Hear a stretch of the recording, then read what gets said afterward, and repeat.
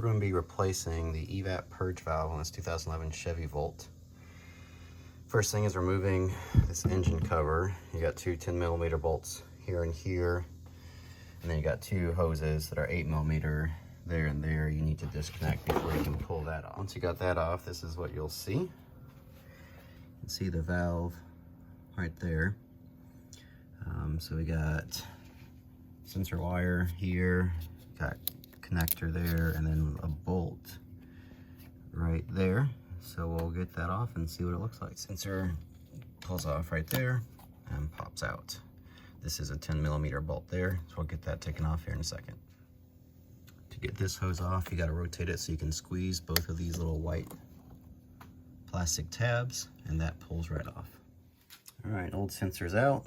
New one's here. This is the part picked up from O'Reilly's. When looking for this, prices range anywhere from $14 to $288. So shop around, find the best price. So it looks like it's with the sensor removed. So I'm replacing this because I was getting a P0497 check engine light, which said it was the evap sensor. So we're replacing it to see if that happens, or if that fixes it.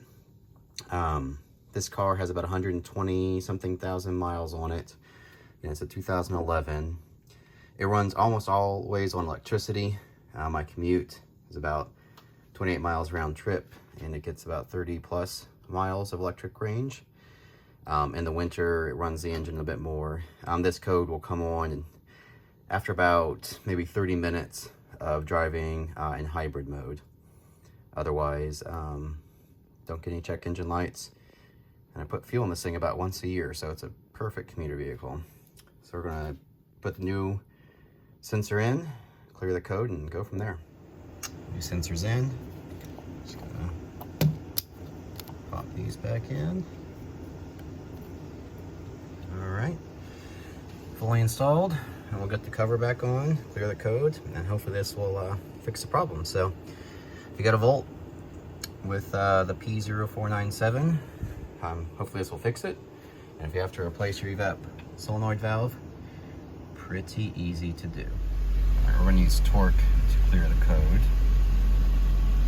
So we're gonna put this right here so I can show you. Here, clear faults, you're gonna get a warning. Clearing faults does not clear the problem.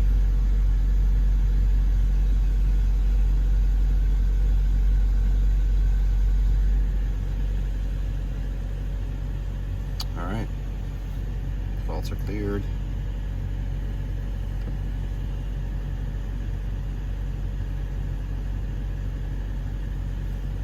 I have this set up for towing with my truck, so it's all set up for my diesel. You can see the code's gone. It is connected to the charger.